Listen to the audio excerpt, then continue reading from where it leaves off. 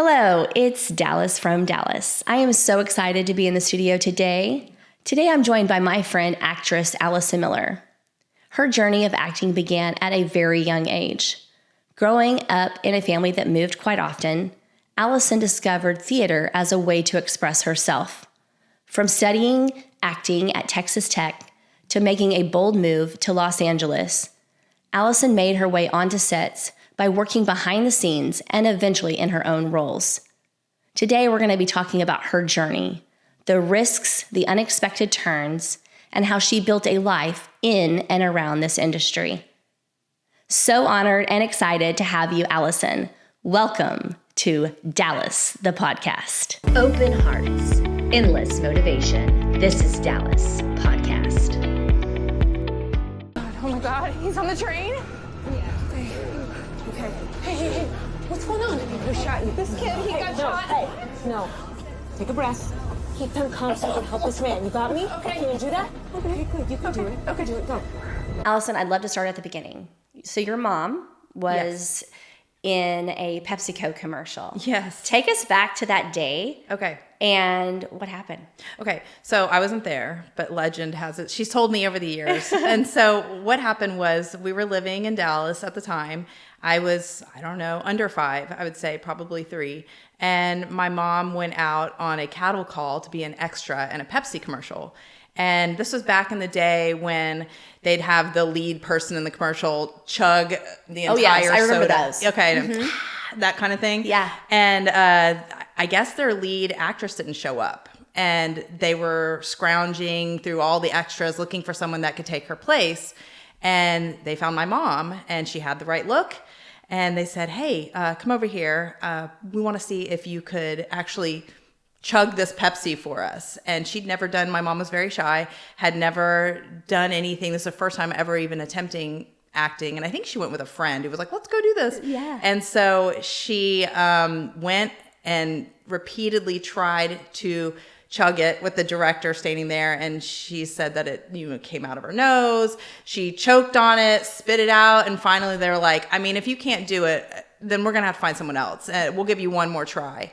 And so the last try, she took it and threw it back and drank the whole thing, and they're like, great, you're hired. So from that role, she got an agent. It was a national commercial, so she got an agent and all this, and then started getting all this work around Dallas and acting, modeling, all those kinds of things. And then how they do a lot of times in auditions, and they still do, is if you're a mom and you're playing the role of a mom, they'll say, well, if you have your own kids, bring them to the audition and we'll see if they work, because they want them to kind of look similar to you. Right. So she started bringing me on sets with her and on auditions, and I would get cast in things that she was doing as, the kid. And I had so much fun. And I was like, well, this is what I want to do with my life. And of course, every little kid, I want to be a famous singer. Yeah. So I don't know, but I never outgrew it. And actually that's what I ended up doing. I did theater, commercials, TV, stuff like that, all growing up. So yeah, all started from that Pepsi commercial. Did you see the Pepsi commercial? It was on. I don't know if I've ever seen it. I've heard about it so much. I might have seen it when I was little. I'm sure I did, on TV, but that'd be so surreal. Yeah, I know. To see your. I'm sure it's out there somewhere. Oh yeah, I should look. Yeah. And so your first experiences were obviously with your mom. And what age were you? I would say 5. I know my first commercial. I was 5. Wow. And what was it? A Color Time commercial. Color Time. Yeah. Is that film? What is that? It's like some sort of tile something for the house. I'm fuzzy on what it was. I don't think it's around anymore, but I remember I was sitting on this guy's lap that was supposed to be my dad, and when my mom would walk onto set, it was a set that was supposed to look like the store, and I was sitting, and he said, whisper when she comes in, tell me when she does, because he was supposed to be looking the other way and just get up, and the timing, so I'd be like, and that's what I had to do every time, and he'd get up and carry me over to her. Oh, wow. Isn't that crazy? Yeah. Wow, that's a cool beginning though. To be in a commercial with your mom, as your first, that's really cool. Yeah, it was fun. Did you get to do more after that? With her? Yeah. Wow. Yeah, we did one for Pine Cove Camp. We did one for let's hear it. Out of Chevrolet. Texas. Yeah. I remember the Pine Cove Camp one. They said, if you have your kids in it with you, we'll give them free camp. that was how I was paid, was camp. Did you go?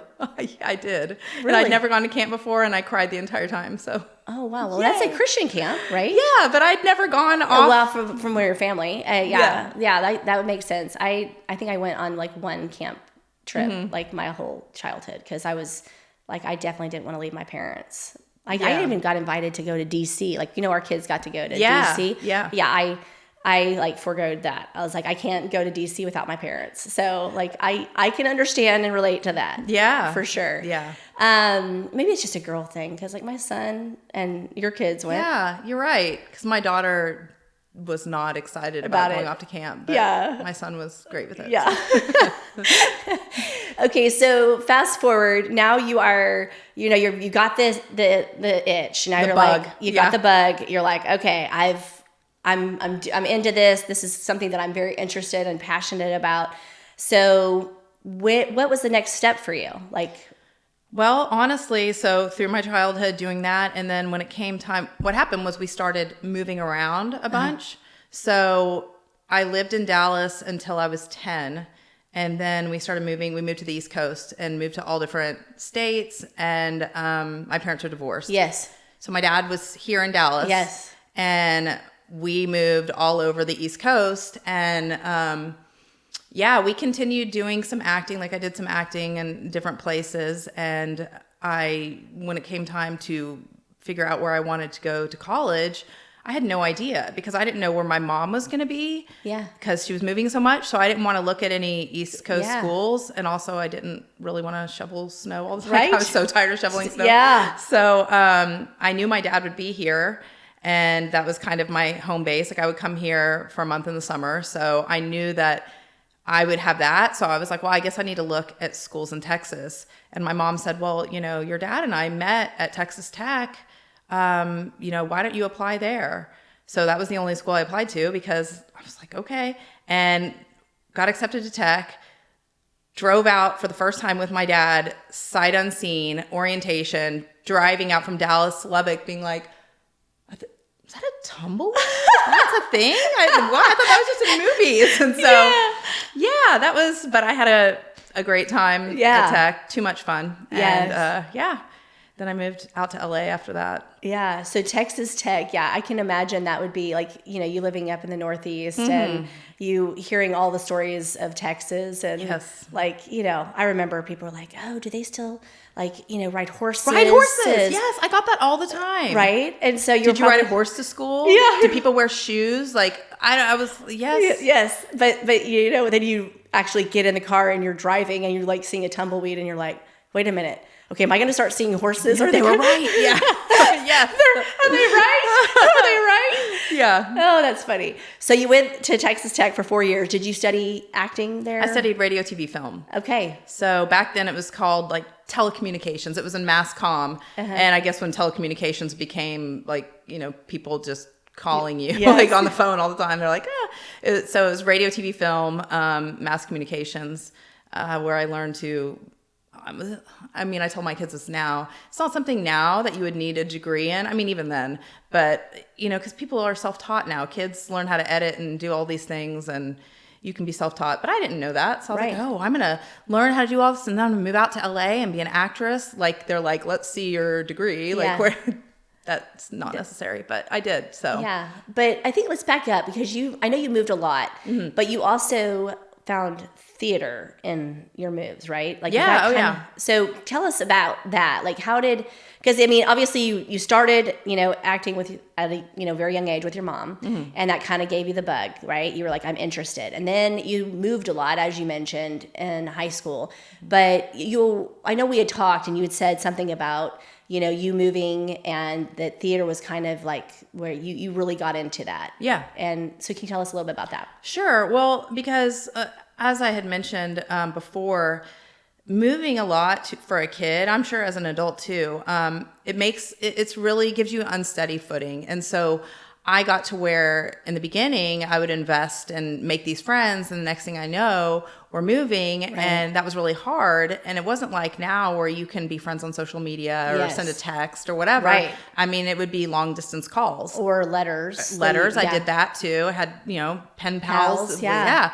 So it got really hard for me because I realized, okay, when are we going to move? Like, how much of myself am I going to give to this person, not knowing if it's over tomorrow, if we're just going to move at the end of the school year. So I started withdrawing a little bit and not really investing in friendships I made. And I think I kind of carried that over into adult life because I would be like, oh, I don't know. And then it's funny. Okay, so yeah, I started doing theater, and theater, as you know, when it wraps, that's it. It's a new cast for the next thing. So that got really hard for me. I was doing it to myself all over again. Like, here I am, 14 years old or whatever, and I'm doing this show, and then it's over, and I'm like, oh no, these kids, it was community theater, these kids don't go to my school. I'm never going to see them again. And it would be really hard, but I loved acting. So I was stuck in between this. It was this a rock and a hard place. You're like, I mean, I love what I'm doing, but I also, this is like torture every time that I do this because it's just a reminder of the pain that I've had to go through, through moves and through, Which now I can, now I'm like, it made me stronger. It made, more resilient and things like that. But growing up, I was just like, okay, I don't know. Like, I'll steer clear a little bit, and I'd observe a lot and watch people and figure out like, okay, these are the people I could maybe sit with at lunch. And I do that at every new school, like try to just watch for a while, because it's the worst thing in the world when it's, okay, it's lunchtime and everyone's excited to go to lunch and you're the new kid who doesn't know a soul. Right. And I remember in New Jersey, you can't drive till you're 17. And I had been here, I'm a summer birthday. Yeah. So I had been here at my dad's the summer before, and I got my driver's license here and went to New Jersey as a brand new 16-year-old with my license. So that helped me, because then everyone was like, wait, how old are you? I was like, I'm 16. They're like, how do you have a license? I'm like, because I'm from Texas. Yeah. And so then people are like, ooh, can I get a ride? Yeah, can I ride with you? Like, that sounds fun. That helped. But it's just, it's a hard thing to be a kid. I mean, teenage years are hard enough. And then to be like, who are the kids that will accept me to sit at their table? So yeah. Well, okay, so high school was a lot of learning. You had a lot of learning, and you didn't even realize what it was going to prepare you for in life. But it obviously has prepared you a lot in life, in the transitions and making relationships, and finding those true friendships along the way. So then you move out, obviously, to Lubbock, and you're in college, and you're pursuing, acting, if you will. I mean, it's not acting, because obviously that wasn't even a thing. No, I wasn't a theater major, so I wasn't really. I was like, what am I doing? But you were getting your bearings in that world of communications, and so you get the desire from there to go out to LA. What made you decide to go out to LA? I basically, and talking to people and talking to my professors and stuff who had worked in TV and things like that, they're like, you go out to New York if you want to do theater, and you go to LA if you want to do TV or film. And so it's funny, they said it as if you just walk onto a set in LA and go, hi, I'm here, hire me. But that's what they told me, probably thinking this girl's going to go back. Whatever. And I was like, okay, great. Can I go to LA? And so after I graduated, literally packed up a U-Haul and drove to Los Angeles and got an apartment and just started my life there. Yeah. Yeah. And so, okay, so you're out there and you want to be in acting. Mm-hmm. You don't have an agent at this point. No. And so you're kind of getting your feet wet, right? Yeah. You're like, okay, how do I even start? Where do you even start? Yes. So what did you do? Well, I talked to my dad, and his advice for me was actually ended up being great advice, was that first he gave me some money, and he said, what you're going to do is you're going to go to the store, in a nice store, and get some nice clothes. He's like, get suits. And I was like, suits? And he's like, like a pantsuit. I was like, what? You're like, okay, Dad, I don't know about this. I don't think they call them that. I don't think they call them that. And I'm out in LA, okay? No one's wearing pantsuits. No.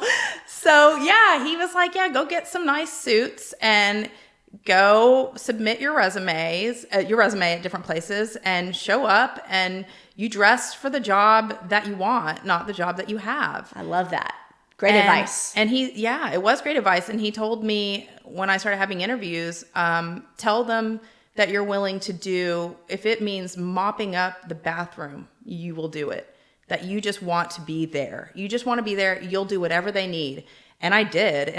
So I went to one of my big interviews that was like kind of a launch pad for me was I went to Bunim/Murray, which is a production company for MTV who did The Real World and Road Rules.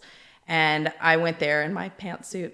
And it was black. It was a suit. I hope you have a picture of this. I don't think I do. I don't know. Come on. I got to see it. But yeah, everybody wasn't taking pictures all day long like they are now. But I walked in and, it's scary. I was 21 and, here's this woman like, okay, what do you bring to the table? And I was like, well, because I hadn't done anything. I was like, well, I really think that, first of all, please, I just want to be here. And she's like, what? And I said, I will do whatever you need me to do. If you have a mop nearby, and I took my dad so literally, I'm like, I will go and mop the bathrooms. I will clean. I don't care. I just want to be here. You hadn't even told her. You hadn't even told her that what you want to be. No, and I didn't know even what job they had. It said online. It said logger, and I didn't know what that was. And she was like, well, do you know what we're hiring for? And I said, well, a logger. She's like, do you know what that is? And I said, kind of. And she goes, how about you explain it to me? And I had no clue. And I said, well, I think it's like where she's like, okay, I'm going to stop you. You don't know what it is. And I was like, okay, yeah, I don't really. And so she said, what it is basically. So for MTV, reality TV was huge with them. They started it. Huge. So they invented it, the whole genre. So she said, we go and we take all this footage. And none of it's scripted. So, and this is before they started scripting reality TV. She said, none of it's scripted. So they have these kids, 18 to 22 years old. Can we go back to that? That was so much more real. Right? Much more better. Entertaining. Much more entertaining. Yeah. So she's like, and we have this footage, hours and hours and hours and hours of footage. It rolls 24/7.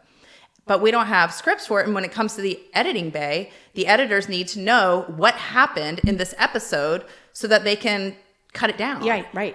So if they're just presented with, here's a tape, it was tape back then. Right. Here's a tape, edit this. They're not going to watch it all. That's not their job. So they have these kids straight out of college who sit with headphones on. And we were at these bays, there was TV monitors all the way down, 10 of us on either side. And so there's about 20 of us.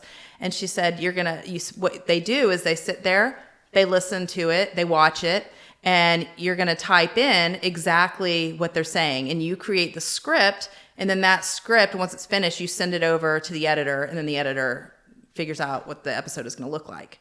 So you have to get and they had the toggle, you had to go back and get every little word. Every little word. Or anything. Yeah. And if they're something is like that, you would have to sit there forever and ever and ever and try to get it. And finally, if you just couldn't, you'd have to put inaudible. So, and you'll even see that sometimes on reality TV now, if they have the captions, you know, and it'll say inaudible because they just can't get it. But that's so cool. I just want to stop you right there. I didn't even understand that loggers, the amount of loggers you would need because of so many hours of footage. And so you would be assigned to one section of the day, right? Where you would get basically, you would have the same people in the same area. So let's say there's 3 days worth of footage from these 3 characters, they were real people, these 3 people that were having this drama in the kitchen, let's say. And they kept coming back to it. Well, then that cameraman would put it all in that file basically and send it to Bunim/Murray for the loggers. And so I would get that. And it'd be really cool if you got one that was really juicy. You'd be like, oh, I got this one. And so you would hear, so anyway, I'm there in my interview and she tells me that. And I'm like, oh, wow. And of course I'm like, that's fascinating. And she's like, it's not really.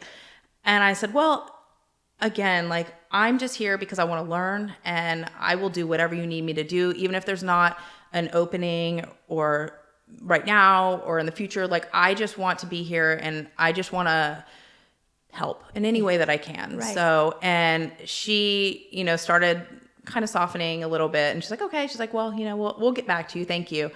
And I walked out of there going, why did I say I knew what a logger was? Why? What was I thinking? And so they called me and said, hey, would you like to come in and get started? You could start on Monday and we can pay you this much. And yes, thank you so much. And so I showed up in my pantsuit, and because my dad said, no, this is go time. Yeah. And you're like, hey, I got a job because I did what my dad said. Yes. So I'm not going to not take his advice. Right. I followed his whole formula. Yeah. And well, yeah, I did. I mean, with the mopping and everything. So I get there, and I mean, I can remember it like it was yesterday, and we're in this room, and there's all these other kids. I mean, they're straight out of college at these monitors, and there's just little partitions between us, and they just all the way up and down. There's about 20 of us.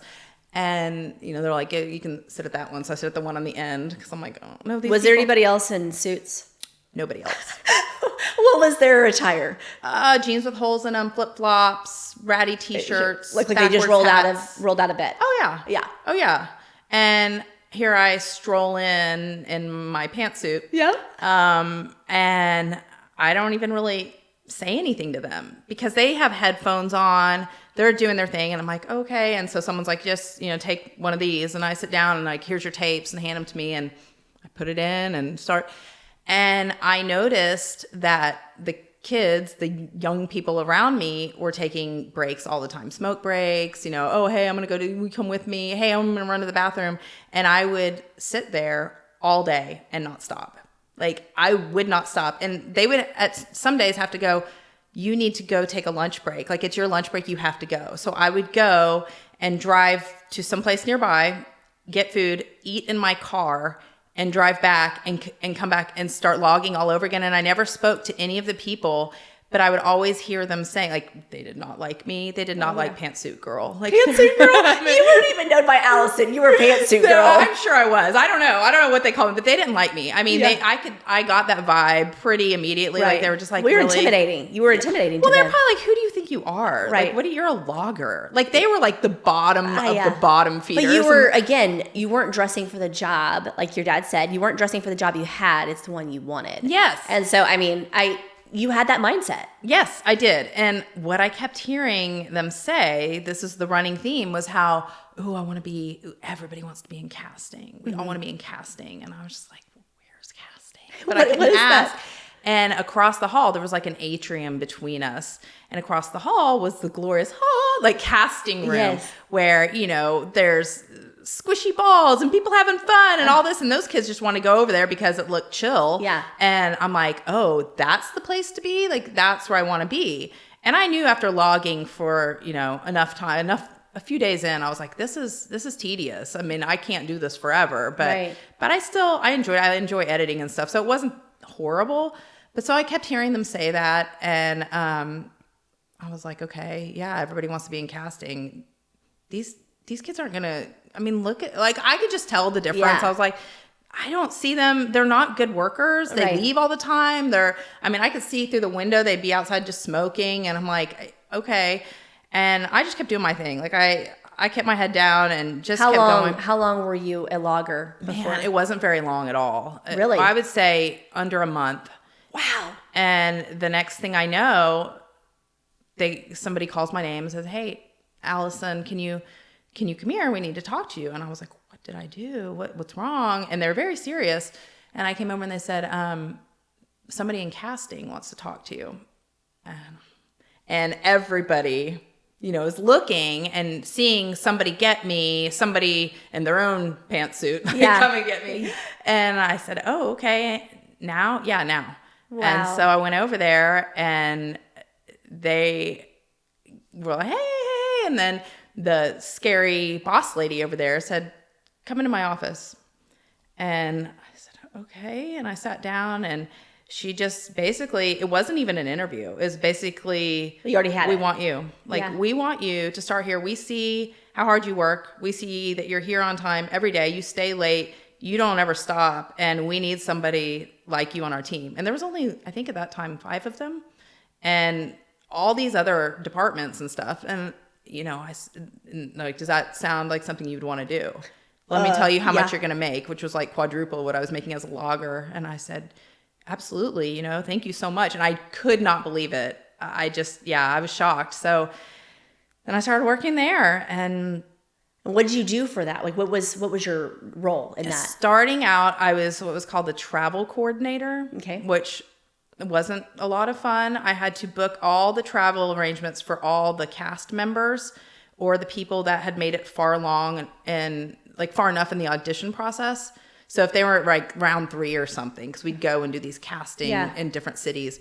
If they'd made it far enough, then we would fly them to the nearest city or fly them to us. And when they got to the final round, they'd all have to come to the LA office and meet everyone to make sure that we wanted them on the show. Wow. Okay. So I had to book all of those arrangements, like hotel, their flight, food when they're here, all these things. Oh, and man. I was, 21. Like, I don't know how to do this. But I mean, that's what I did for several months until Did they have Travelocity and all of that? They did. Okay. It was brand new. Okay. So Yeah. was that like what you used? Was like, okay. Like I would go online and then I would have to call hotels and say, well, because MTV Buena Murray is owned by, at least it was at the time, NBC.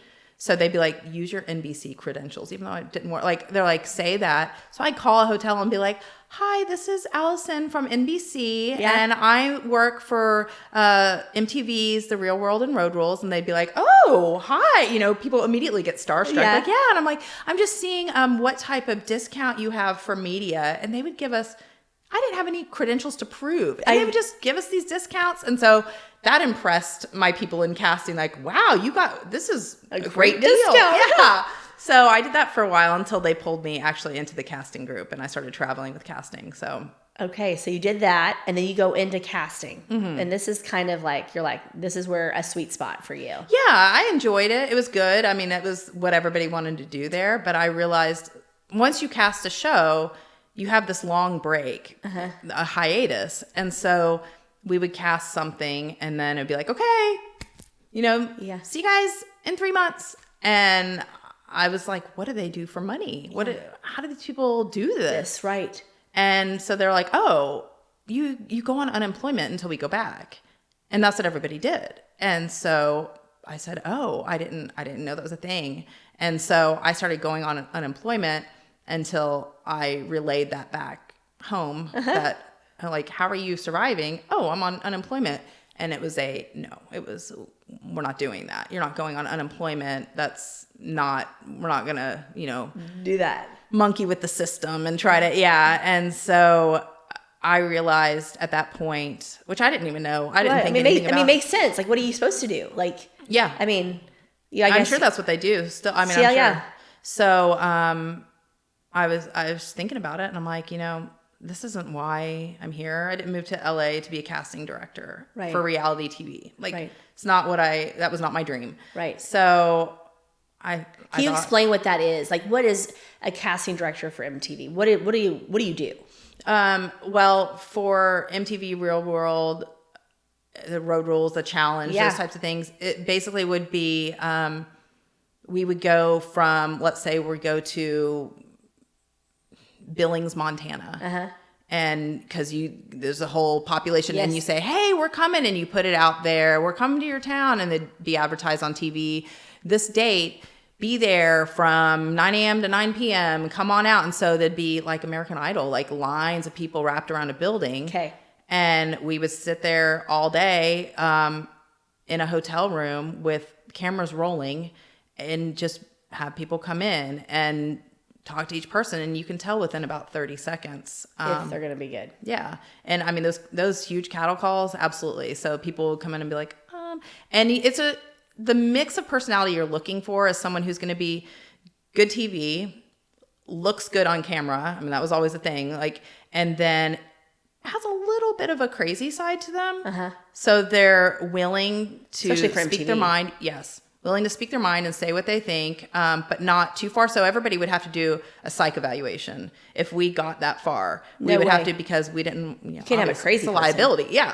So you don't want to be in a situation where it's like hide the knives and all that, So we would. So if you like someone a lot and it's like, okay, this person's great and they have the charisma, they look great on TV, on and on and on. Psych eval. It's time. So that's what we do. So we would go from city to city, come back to LA, regroup, and then we'd call the same people that we liked and be like, hey, we loved you. Would you be interested in sending us a tape, just showing us some of your life around town or whatever? And they, oh, of course. And then, we'd do that. And then sometimes it would just be video submissions. People send in tapes and we'd watch those. And sometimes we'd go, we have 4 already that we know are for sures for next season. This person's great, but they're too similar to this person. So we'll save them for the next season. But you don't tell them that because we don't want them going and telling it. So we just wouldn't say anything. And then we'd come calling 6 months later and they'd be like, yes. So it's just, you just wait, you collect people and personalities and then put them all together like a puzzle. Oh, wow. Okay. So how long did you do that? I think I did that for about 2 years. Wow. I want to say. So you traveled a lot and like got to see a lot of the. To random places. Yeah. Yeah. Yeah. Super random. But what was the coolest place you went? I mean, well, we went to New York, and which I like. We stayed in the States, so I mean, but most of the places weren't like exciting. Like I said, like Billings, Montana, and things like that. We came to Fort Worth. I mean, so I was just, they weren't picking places like flashy places. It was like, we want to get people the most central. Yeah. So a lot in the Midwest and things like that. But yeah, so we did that until we left Buena Murray and MTV and all that, and our own little casting group branched out on our own, like a total Jerry Maguire moment. Really? Yeah. Oh, tell us that story. And well, we were just like, I have to be careful. It was just a conflict of interest, I guess. And so one of our lead casting directors had this great idea for a different kind of reality show and pitched it. And it got picked up by Conan O'Brien's network. And so he's like, who's coming with me? Like, who's going to do it? Yeah. Like a true Jerry Maguire. True. Yeah. And so, and he was actually the guy that pulled me in from being a logger. Like, his name was Rob LaPlante. Like, so it was him. And so I was like, I'm going. Like, I'm going with you. And so you believed in his vision. So you were like, yeah. And then the woman who interviewed me, the woman that was like scary, and she went. And so we had those two who were like the head. And then I think there was 4 or 5 of us, and we started casting other shows. And then when it got to where I was okay, I need to be doing acting and not this. Love these people, but it was just not what I want. Yeah. It was great experience and really good for me. But so I was like, okay, it's been fun. And they understood. I mean, there was no hard feelings, right? I mean, you did your job and you did it well. And that's all that you can, ask for from a person, when they accept a role.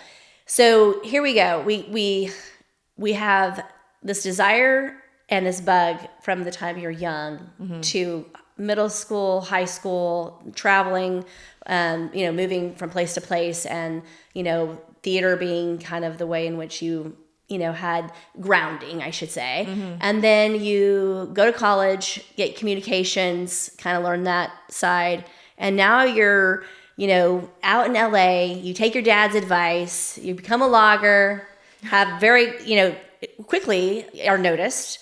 And then you start getting in the casting, and then you have this Jerry Maguire moment. Okay, so now I know that this is not what I want to do forever. I want to move to something else, and I want to go into actually acting. So how did you get into acting? I mean, obviously you've got all this great groundwork of experience. How did you go from that to because that doesn't acting? Translate whatsoever. No. If you go in front of a casting director to be on a TV show, they don't care that you were a casting director. Like, that means nothing. They want to see experience. Like, what sets have you been on? Like, show us your reel. What have you done? And I did not recognize that at the time, but I said, I need to go get my headshots, get this done, and start getting out there, which looks totally different now than it did back then. Right. Oh, of course. Everything looks different. Let's just be real. Everything. I mean, everything. Like, just the things you're saying, I'm like, I mean, we're similar in age, so I can think back to those times. Like, our kids would be like,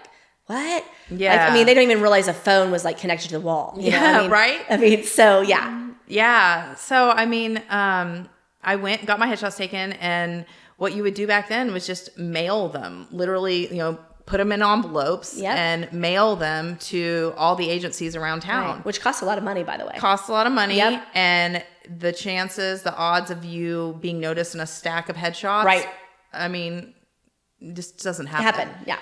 And that's what people were telling me. Like, they're like, well, just so you know, because my friends, I mean, I was friends with the people in casting, and they're like, there's a spot for you if ever you come back, and just so you know, like, it's really, really hard. Like, unless you know someone, it's nearly impossible. Right. So, and people get discovered in random ways, but that's, you know, like, I don't know if the story's true, but I've heard that Brad Pitt got discovered outside of El Pollo Loco, like with a sign. I don't know. That's what people would say back then. And I'm like, yeah, but he's Brad Pitt. And sure, you always hear about those types of stories, like the success stories that are 1 in a million. But it doesn't happen. No, it doesn't happen.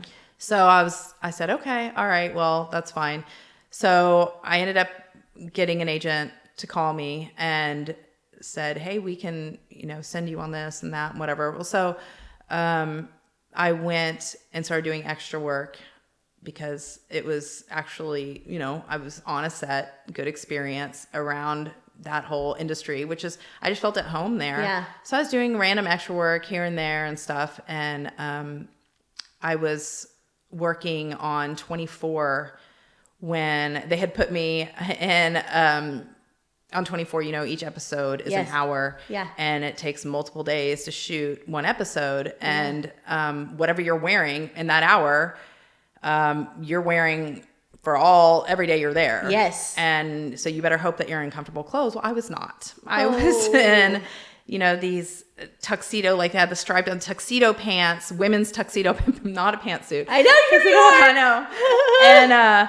And 4.5-inch heels. Oh my gosh, 4.5-inch heels. Oh my gosh. And standing, and it was a lot. In their whole crisis center or whatever. Yeah. And so, another thing about it was that my cell phone had horrible reception, and I was at this point now dating my now husband long distance. So he lived in Dallas and I lived in LA, and we wanted to talk to each other. Like, I would get these long breaks and I couldn't get any reception. So I was like, well, this is miserable. And I wasn't really talking to the people around me because I was still young and not able to, like, I was like, I'm not investing in these people.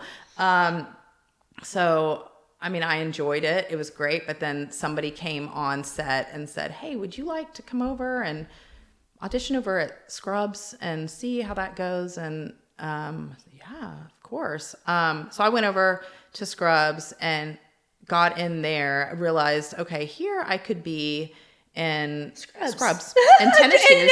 So it was a no-brainer. I was like, absolutely, I will do this. And you know, it was great. It was all people my age, but I did get that. I mean, I still get it, but people will be like, you're so mysterious and you're so like, what's your story? Yeah.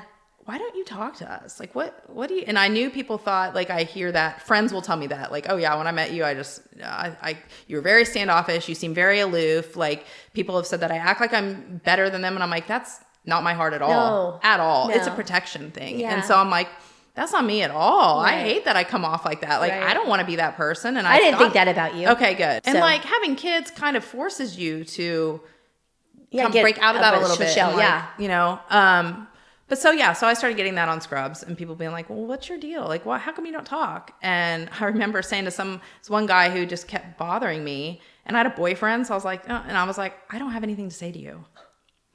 And that circulated for a while. Oh yeah, the one who doesn't have anything to say. And I was like, come on, you can't like tell a guy to back off without, I was like, okay. So I did. I ended up, I made some great friends on Scrubs, and we're actually, I still talk to several of them. Yeah. And I was there on set for 2 years when, Ryan, my husband, proposed. And I was like, well, I can't live in LA and be married to someone who lives in Dallas. I mean, I guess you can, but that would be really hard. Really hard.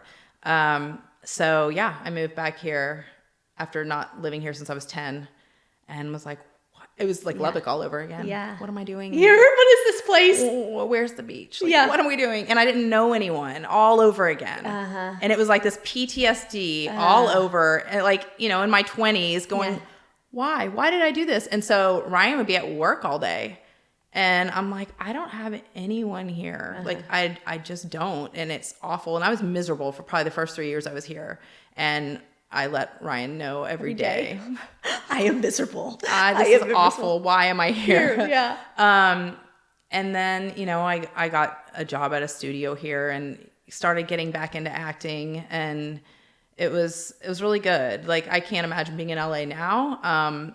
But so it was all the timing. Like, I see God's hand in all of it. Yeah. And all the things I had to go through to get there. Not that I had to go through, but just my upbringing and my experiences. Like, it makes sense now. Well, it challenges. I mean, God says, you're going to experience challenges and trials of many kinds, and to consider them pure joy. Yes. I know, I'm like that verse always hits me pretty hard. Yeah, we don't want to in the moment. Yeah, not in the moment, but then you look back and you're like, that helped mold me and shape me to who I am today, and bringing light to Him, and and the things that maybe you couldn't see the light at that moment in your journey, but He was paving the way, right? Yeah, for you. Sure. So here you are living in Dallas, miserable, but you're here, and then you get pregnant. How long had you lived here before you guys started, have kids? I had been here. We were married 4 years when we had them. So I had been here about 5 years. Yeah. Okay. So I was just out of my I hate everything phase. Yes. Yeah. Okay. And so you've maybe met some people. Have you gotten involved in anything at this point? You're acting. Are you doing any? Have you found like a church? Have you gotten into anything? Not really. No. Okay. So now you're pregnant and you're living with twins. Oh my goodness. Like, that's even more fun. Yeah. Oh, fun is a word for it. Yes. So you're pregnant with twins and you're living in a place that you don't truly love, and you're still not around a bunch of people that but you are in acting, and you're at least having that as something that you can, again, go back to your roots of, that's where you kind of, could express yourself, right? Yeah. So at what point did you start to kind of think, there's got to be more than this? Like, my kids were 2 or 3, because I was raised, my mom became a believer when I was 8. And I didn't ever really understand it, I don't think. I don't think I ever had the solid foundation, because I just was checking a box, really, and thought, okay. And we would go to church and stuff, and it was just all, okay. I thought, well, I'm going to heaven. I prayed the prayer. I'm good. And I would pray. I would pray when things were hard, like most people do. I think even atheists will go, I never pray, but here we go, So I would do that, but I was not, my walk was far from where it should be, and I didn't have a relationship with the Lord. And so I started recognizing that when I got pregnant. I'd had a miscarriage.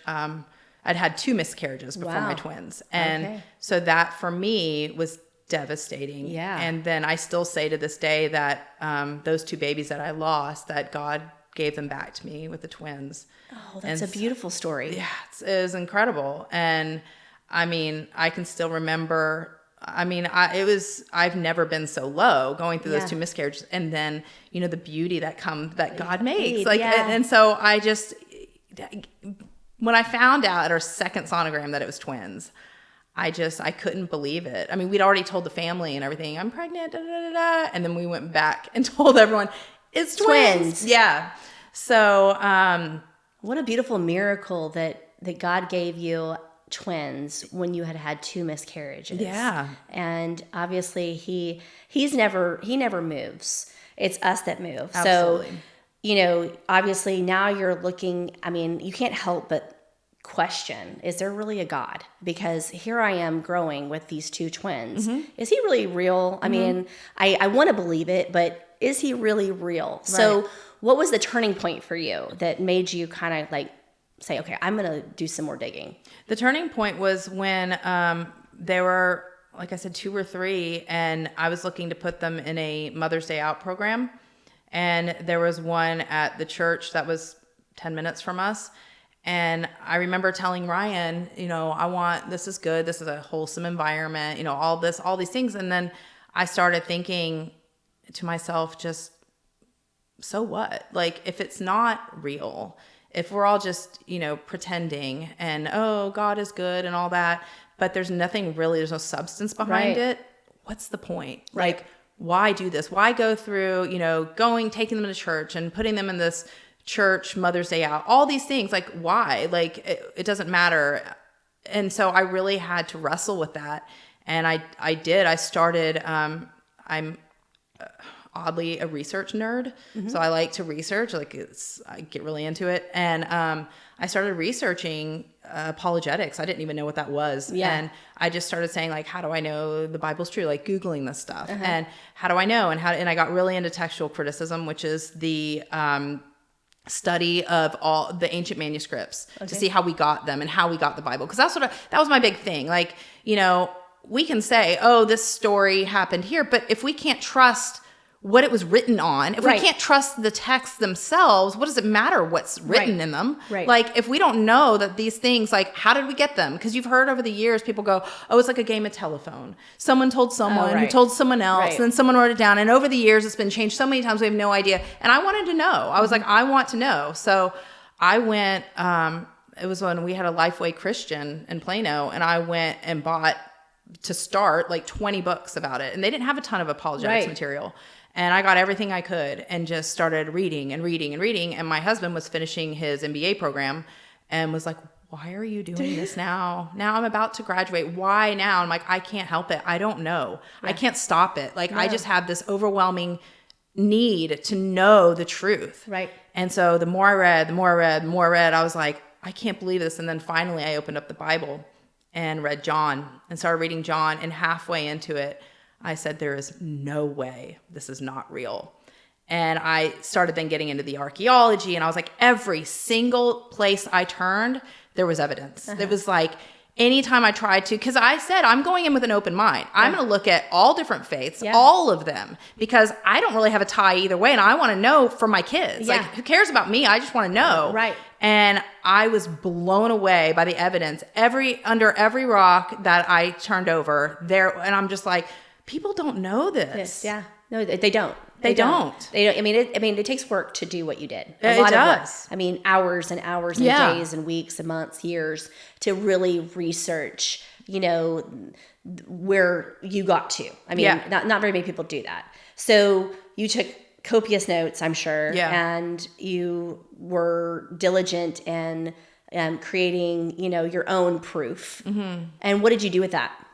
I decided, just got this bug inside of me again that I could not shake. And it was that I wanted other people to know. I felt like there were lots of people in the church, women especially, who did not know that their faith was real. Right. Like, no. And a lot of people don't want that. A lot of people are like, I have faith. Right. I don't need facts. Right. And I'm like, well, I did. Okay. Yeah. So, I mean, I did. Yeah. I'm a Thomas. I'm a doubting Thomas. And I needed to see the nail marks in his hands. I needed to know. Right. And so I started writing a study, and I wrote my own curriculum like each week and spent so much time doing that. And I went to our church and I said, is there any way that I can teach this? And they were immediately like, sure. I was like, okay. So we were in a small group at the time, and I let them know, and this study just started growing and growing. And I had women, by the end of it, come up to me who are in their 70s saying, I've been in church my entire life, and I'm learning things I have never heard before, and you have strengthened my faith. And I'm like, hey, not me. Like, it's not me. Yeah. Like, and that for me was just, I don't know, such a powerful feeling to know that God left it all right there for us to discover. And we can sit there and turn a blind eye and go, that's not real, whatever. Oh, that was just whispered to a bunch of people over the years and they changed it. Like, you can say that all day long, but there's no proof of that. Yeah, right. There's no proof of that. Right. Like, all the proof proves the Bible's reliability. Absolutely. And I didn't go down as deep as you did, but I studied eschatology. I studied all the different religions, different faiths, as well, because it was important to me. I felt like, if I'm going to profess my faith and I'm going to share Jesus Christ with people, then I want to make sure that I know what I'm talking about. And Amen. I better be able to defend my faith. Yeah. So I, again, didn't go as deep as you, but I did take my husband and I did. We took a lot of classes. Yeah. Wow. So I appreciate that. But I would love to see your, all the stuff that you've, done. I don't know. Do you have it printed out or? Yeah. Yeah. Awesome. Well, we need to, post that, or you need to take it to the next level. I don't know. Yeah, I don't know where you're at on that, but it's obviously been several years, but yeah.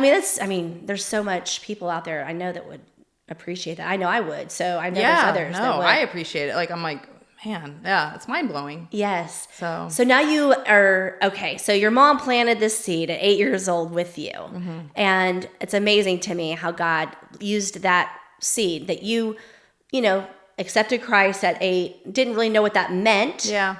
But still, it's amazing what God does.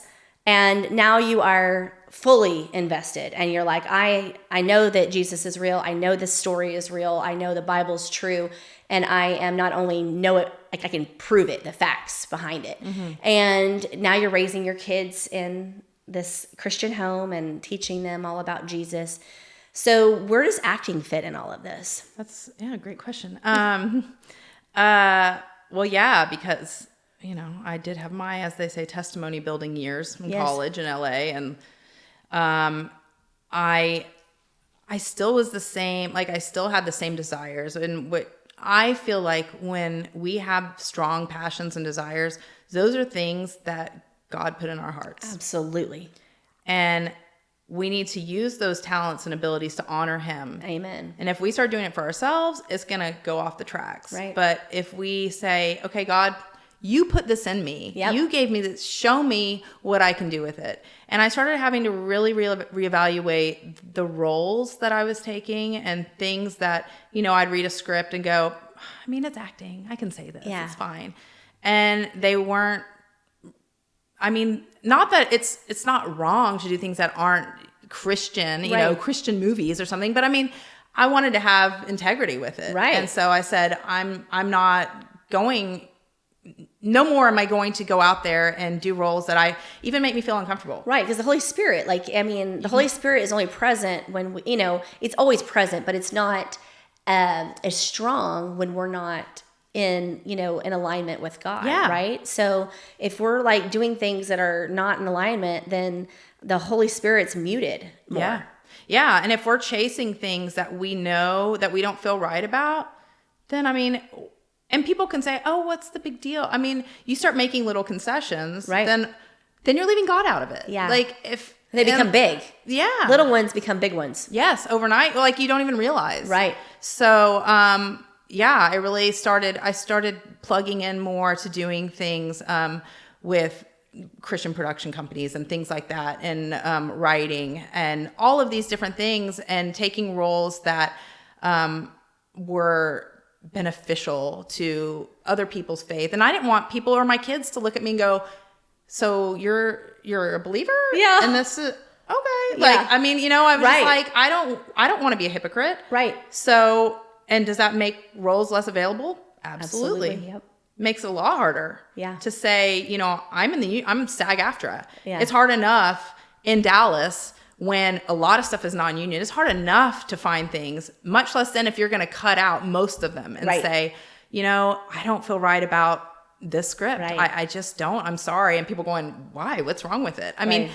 We live by a different set of rules. Yeah. And not that, we're not legalistic about it. Yeah. But it is, if you're grieving the Holy Spirit, Yes. And so I really had to get in tune with that and honor God. And I said, Lord, if you want me to do it, you'll bring it to me. And he's been very faithful in that. It's been really cool. Yeah. So what is the most recent episode that you've been in or acting? Well, most recently, I did do this crazy story, this Bible project, which is this, they're going through the entire Bible and they're making it, it's not AI, but it's similar, and they're recreating it. Have you seen these? It's they're mod suits. I don't know, but they put these dots all over you and you're acting it out, and you are the character from whatever Bible story it may be. And then when you see it, it's kind of you. Really? It's your voice. Oh, And how crazy. so they can make you look Like older, by- like yeah. Elizabeth. So Yeah. I played Elizabeth and Mary in the same day. No way. And there's Like John the nothing- Baptist, Elizabeth? Yes. And Mary. Yes. So they're like, okay, cousins. now we're going to flip, and now you're going to be Mary when you're like, and I was like, real? And I was just fascinated by the technology of it all. And they're like, yeah, that suit that you're wearing is $10,000. I was like, oh, okay. Maybe put my coffee down. Let me not get any water on this. Yeah. So that was really, really cool. And those pop up all the time. Like, Yeah. I'm like, hey, whenever you need. So they're on an ongoing basis. So that's really great. And, I do some acting and modeling and all that kind of stuff here and there, just whatever. But yeah, it's much more rewarding when you're doing something where you feel like you're in alignment with the Lord and he's like, yeah, this is great. This is great. Yeah. So I know you have twins, and it's a boy and a girl. Have either one of them gotten the bug of acting or doing anything like that? Not really. My daughter loves musical theater and, all that singing, and she plays an instrument and all that. So she's more bent that way.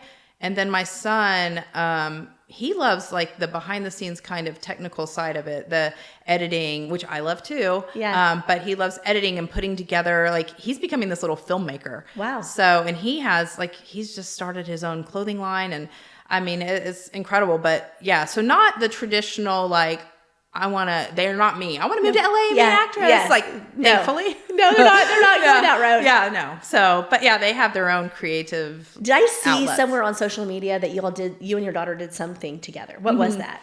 That was for an app, a parenting app. And basically they have these little segments of things that are going wrong in the parenting world. Like this reaction happens. So then you have to do really angry reaction. And then they'll go, okay, so now we're going to do this. And they have different representations, like all different actors doing it. And so they paired me. It was just like me growing up. Like they said, oh, you have a daughter, bring your teenage daughter. So we did those, and we did a couple of those, which was really fun. That is That's fun. not really like she's reserved. And, at first she was like, oh, okay. But she got into it and did really well. That's so fun. Yeah. Though. Like they had to be like reminiscent of you and your mom. Yeah, yeah. That's kind of cool, right? Yeah. Okay. So now you are like taking on new roles, but you're being very specific in the roles that you take. And I know I saw Frenemies. What was that? So that was a show. It's a limited series. And that was done here in Dallas. And I read the script. It's only 3 episodes. And I was only in the first episode. But I read the script and I was like, man, this is a powerful script. Now, it's not a Christian script.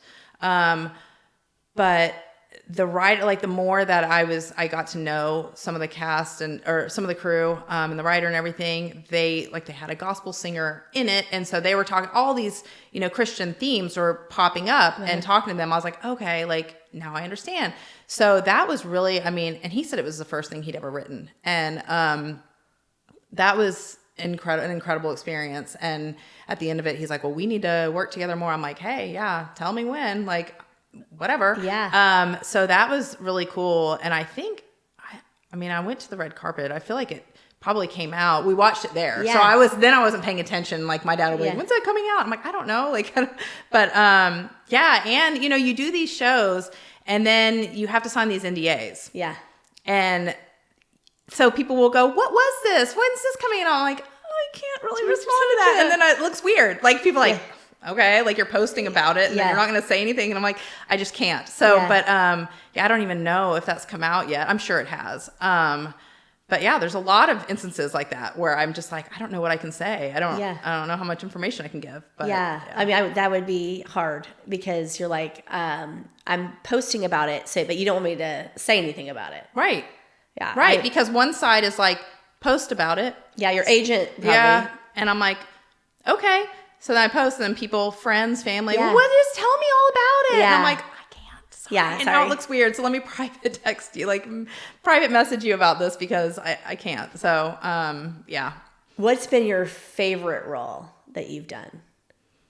Man, this is going to sound weird, but so Prestonwood used to do this show that was for the kids ministry. And it was its own little sitcom. And they flew out so Daryl Campbell was the writer and director, and he used to write for Home Improvement, Roseanne, like back in the day. Yeah. So he's legit. Yeah. And I don't know how that connection happened, but they would fly him out every week when we would film these. And they had their own studio, which looked like a set, like it had a kitchen and a bedroom and upstairs and all this stuff. And I did it for free, volunteered my time because it was something for the edification of the church, basically. Yeah. And so I was the mom on that show, and I had the most fun doing that. And I didn't get paid a dime. It was just, something that I felt really good about, and I loved it. And I loved working with those kids. I loved working with Daryl. Like it was a great. So probably that. That would be really cool to work with. I mean, he wrote Roseanne. I mean, those are shows we grew up with. Oh, Roseanne and Home Improvement. Yeah. Tim Allen. I mean, I'm in one of the soap operas. I can't remember, but like, yeah, he does stuff all the time. Yeah. So he wrote a book and all. I mean, I'm like, okay, yeah. I didn't even know who he was, and I came in and did that role. So yeah, it was fun. Okay, so I feel like you have done like all the different parts that I can think of, right? You were a logger, you were in casting, you've been an actress, have you ever thought about writing a script? Actually, yes. I have. A friend and I wrote a script, which is faith-based. And I just got, it's gotten a lot better, but I feel like in the industry, faith-based films for a while were pretty cheesy. Uh-huh. And I wanted something that was real and raw and the real struggles that people go through. Uh-huh. And I feel like women a lot of times carry this like, I have to look perfect. Right. I have to look like my social media reel. Yeah. Like I have to be this person all the time. Strong, resilient. Yes. And when we fail, as we all do, right. we take it personally. Like I have let everyone down. I've done this instead of, and a lot of times, like I've read the study about women in the church feel less comfortable going to someone in the church with things that are happening in their life than someone outside, like someone who's not a believer, right. because they feel like they'll be judged in the church. Yep. So they don't open up. They don't share themselves. There's not this true transparency. And that broke my heart reading that. Yeah. And so I'm like, we need to let women see that we all struggle. Right. And there's redemption in everything. Amen. And so, hey, let's see some real faith in action here. And so messy characters who go through some things and don't always say the right thing. Right. And so that script, then I submitted it to a Christian film festival, and it got nominated for an award. And I mean, it's incredible. So, I mean, you just see God and his hand and things like, okay, when you have success in something, even though we didn't win, but when you have success in small things like that, it's like that for me, people always say, oh, it was an honor just to be nominated. And I'm like, it truly was. Like, because I'm the first thing like ever. So I was like, okay. So that has kind of prompted me to write more. And so I, write and do that on my spare time. But I really enjoy that too. Well, you obviously have written, you wrote a book, I guess. I mean, I don't know what you would, a study book for women to, learn more about like why the Bible is factual. Mm-hmm. And now you've written a script for a faith-based film series. It's a series. Mm-hmm. Okay. Yeah, it was just the pilot. Yeah. Yeah.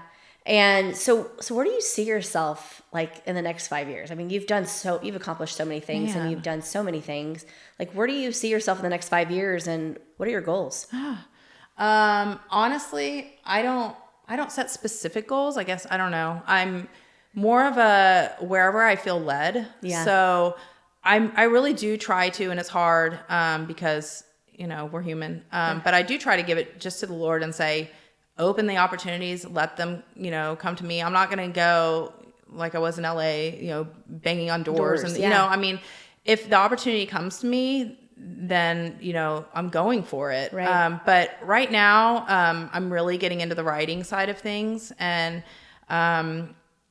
that's been really fulfilling, like a rewarding thing. And because I know like the acting, I mean, everything with acting now is so different, the submission process for auditions. And so that I can do at home anytime, right? And, be on set or whatever. But, Yeah, I'm enjoying the creative outlet of writing. You have so much experience, and being the person that was the logger and hearing scripts that were even made without being made, right? Yeah. And then you having the casting experience and seeing that component. I mean, I would think, and then your pursuit of, figuring out like Christ and like the factual side of Christ, right? I would think that like writing would be the next thing. Like that sounds very like logical to me, and that God would have you on this path. So what would you say acting has taught you? I would say being a person who is more like a watch and wait type of person before I jump in and trust people.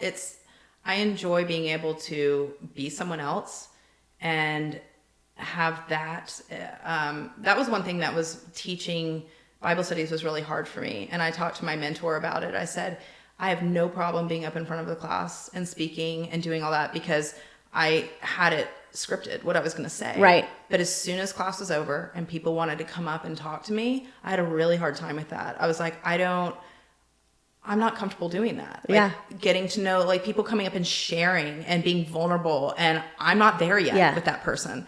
And so I told her, I said, I really struggle with that. Can it be where like, I basically, it wasn't a stage, but like walk off the stage. Can I just go? She's like, no, you're going to have to figure that out. Yeah. Like I'll be praying for you and you need to pray through that. Because that is what matters to those women. Yes. And so that is such a good point, what you're making right now.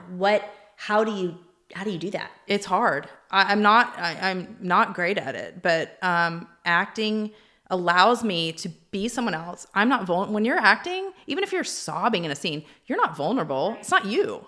So you're someone else, and you don't have to worry, what is this person going to think of me? Are they going to accept me? Anything like that. You just, you might get cast or you might not. And you don't ever hear what those people say about you on the other end. Like, you don't know when they're watching your video submission, like, okay, I'll submit it and there you go. Never have to think about it again until the callback. But yeah, that's for acting for me almost makes it worse because I'm really good at being this other person. Right.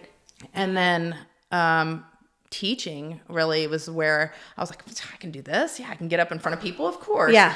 And but with acting, being on set, once you get to set, you have to be you. So, and that happened when I was just in Austin. I get there and it's like, you have to put on a bit of you have to know what you're doing. You have to look like, you walk in like you own the place. And, I get there and it was this giant studios. Like I didn't even know it existed. And I walk in and I just stroll in with my wardrobe bag and like, and of course I'm like, I don't know what I'm doing. And I hang a left and I look and there's all these people and all this Whataburger on a table. And I'm like, okay. And this man sees me and he was like, oh, hey, are you? And I was like, yeah. He goes, oh, sorry, they're shooting a Whataburger commercial over here. And I was like, oh, I was about to stroll onto their set. And he's like, okay, so we're over here. But then you kind of have to like get past that. You have to be a real person. Yeah. And when you're talking to the makeup artist and stuff. And so that for me, acting, it's not the acting that helps me with that. It's the behind the scenes. Yeah. And the being around the crew and all of that type of thing. And the other actors, because I used to be very closed off to the other actors. Yeah. And that does not play well. If you show up on set and you're just like in your phone and not talking, and I would see, and that's how I used to be. And I would see people getting to know each other and talking and being like, oh, hey, remember when we worked on this? I'm like, it is all who you know. Like so it made me have to start going, or if I had a scene with a kid, you can't ignore a kid. Right. And if you're supposed to have this chemistry, like they're your child, and I'm sitting there like, oh great, I don't know what to say to this kid, and is the mom gonna think that's weird? Like you have to get out of your own head. Yeah. So that's what it's taught me, I think. For someone listening, and they're like, man, I want to go and do what Alison's doing. I want to be an actress. I want to like live that life. What would you tell them? Know who you are. Going into it, have a firm foundation. If you're a believer, stick as close as you can to the Lord through all of it, and He'll bless that path. If it's the right thing for you to do, doors will be shut where you're not supposed to be. I remember driving to Austin for this callback, and my kids were going into second grade, and on my way there, it was rainy, and I spun out on a bridge, crashed in the bridge, totaled my car. Oh my gosh. And had to miss all of it. And they're like, sorry. And later I was just like, why did that happen? Well, clearly that was a shut door. Amen. God did not want me going there. So for whatever reason, so you have to listen. If you're a believer, listen to the prompting of the Holy Spirit. So you have to be, in the Word and really solid prayer life. Yeah. And that's what I would say. That's a great testament. I think that there are a lot of people that are, you have like the job that so many, dream to have, right? Like they want to be an actress. They want to have that life. And I'm thinking of a few that I know, and I think that that's such good advice. Know who you are, have a firm foundation, know what you're willing to do and not do. Yeah. And stay in that path. I mean, sometimes we, that makes me think of, Proverbs 3:5-6, trust in the Lord with all your heart, lean not on your own understanding. Here you are in this accident, right? Like lean on your own understanding, in all your ways acknowledge him and he'll direct your path. And here he was like, no, I'm taking you, you're going to be okay, but I'm taking you out of that. Do you know what that was? Was it something that you probably shouldn't have been in? Yeah, I probably shouldn't have. Okay. Yeah. So that's amazing. And I thought this is something big because we do. We slipped. This is a few years ago, and I was like, oh, this is a big deal. This is huge, and it was a big role. And I was at the callback round. I mean, I was down to a couple people. Yeah. And I was like, why? Yeah. God, why? And it wasn't necessarily my role, but it's like if you look at the production as a whole, you're like, this isn't. Would I let my kids watch this? Yeah. And that's the question you would want to ask. Yeah. Right? So I guess if you're not a believer and you're going into it, it's like, do you want your mom and dad to watch this? Do you want your kids to see this? I mean, are you comfortable with that? Because that's something that you have to figure out. Right. Because it's going to be there for the rest of your life. Yep. And they're going to see it. Does not go away. It doesn't go away. Mm-hmm. And I mean, kids today are unfortunately understand that more than ever because of the phone. But we didn't have to deal with that unless you were on a movie or a TV show. Praise the Lord. We didn't have to deal with it. In today's society, you are definitely like that will come back to haunt you. Yes. So yeah. Well, this has been so much fun. Yeah, I it have so enjoyed getting to know you even better and your story and. You're a very inspiring person. Oh. And yes, you are. You are. But, okay. No. You are very inspiring. And I look forward to all the things God has planned for you because obviously you're just getting started. You've barely scratched the surface. And I know you've done a lot, but there is so much more that he has planned for you. Well, right back at you.